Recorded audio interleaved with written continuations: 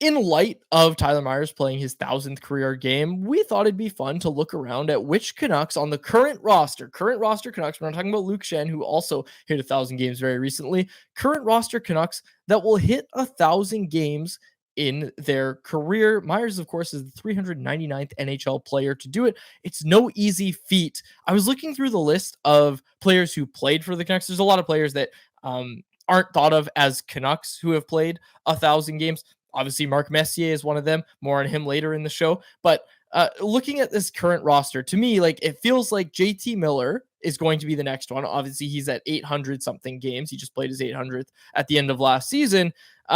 Or excuse me, at the start of this season, he played his 800th game. It feels like JT Miller's going to be the next player. But beyond that, is there anyone else that really sticks out to you as a guy who's going to play 1,000 games?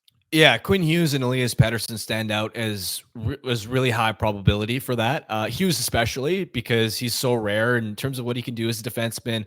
Pretty durable, doesn't take a lot of contact.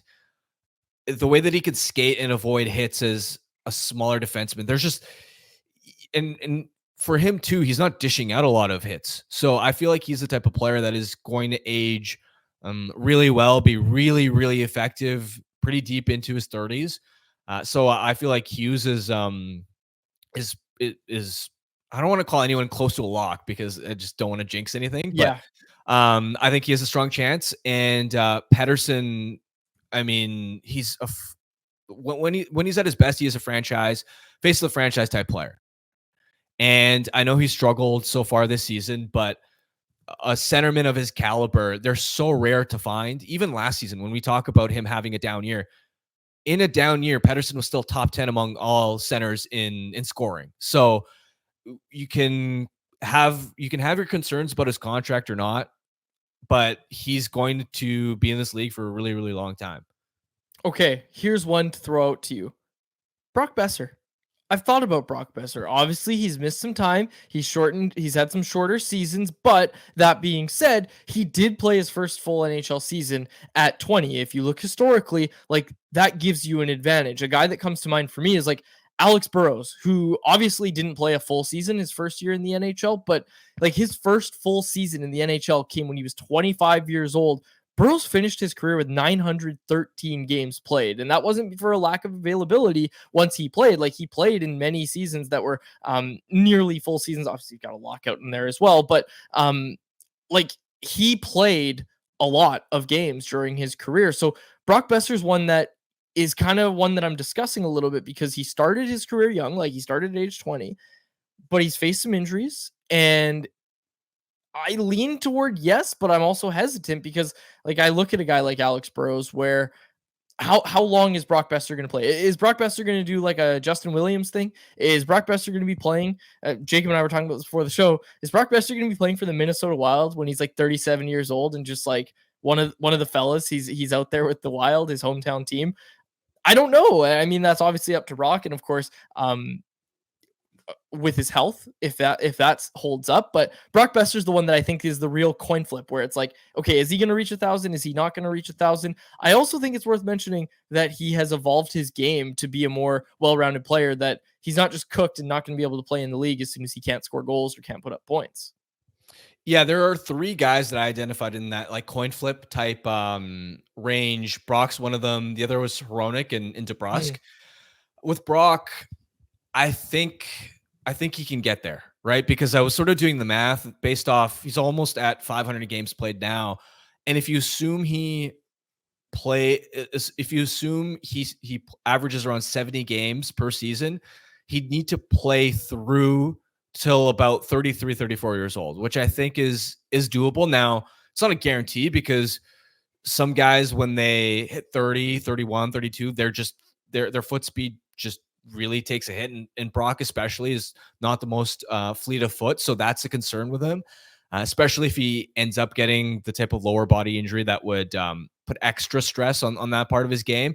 But like you said, because he's evolved his game, because he's no longer just a one-dimensional scorer, I think he's a smart enough player that he can adapt and still be effective through his early 30s. So I think he's got a decent chance. And I'm looking at Hronek as well. He's 26 years old and has nearly 400 games under his belt. Plus, you know how rare it is. Like, there's a shortage of quality right-handed defensemen in the NHL. Like, just look around the league, and if a team has blue line issues, it's usually on the right side, right? Like, I've brought this up before, but Vancouver, Edmonton, Dallas, like the list just goes on and on. So I feel like Hronek is always going to be the type of player that even beyond this contract, like he could play another year, 2 years, 3 years, so long as he can stay relatively healthy, just because there's such a shortage of quality RD. And DeBrusk, what are your thoughts? Jake DeBrusk, is he going to reach 1,000 points? Or, excuse me, 1,000 games? I think he's the least likely.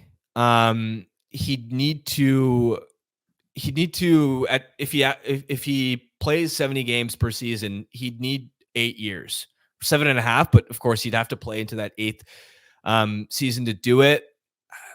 Yeah, that's more of a that's another coin flip. But I'd say I'd be less confident in him reaching 1,000 compared to Hronek and Boeser. But again, he's also a versatile player. Where could he evolve into, let's say later in his career, he maybe loses his hands or isn't as dynamic offensively? Could he evolve into like a bottom 6 checking line role, just using his pace, being a guy that kills penalties and is heavy along the walls? Like I could see it. I see somebody. Nils Höglander? Höglander. I don't think so. I don't think Höglander. So, like, because like by my math, and maybe I did it wrong, but he'd need to play 11 more seasons, play until he's about 35. Like that's like, again, I think it's because he and entered the league. He entered the league early, but because he became healthy scratch at times, because he spent some time in the American League, like he hasn't had the quickest start to his NHL career. Like Hronek got a really quick start to his NHL career COVID as like a season full time. COVID season was Höglander's debut season. So just a lot of factors, I think, have hindered Höglander's ability to get a lot of games under his belt. Like I'm looking at it now. I did the math on this earlier. So he's going to turn 24 in a couple of months, and he hasn't even hit 250 games. So I wouldn't bet on him reaching 1,000. All right. I like it. Jonathan Leckermacki getting some love in the chat, and this one from Bugs Cheese in the chat. He said, "I see Brock possibly on a Tyler Toffoli style trajectory. I think 1,000 isn't out of the question." Tyler Toffoli off to a good start in San Jose. Canucks Conversation is live Monday through Friday, every weekday at 2 p.m. over on the Canucks Army YouTube channel. Make sure you like, subscribe, and interact in the YouTube live chat every day with us, folks.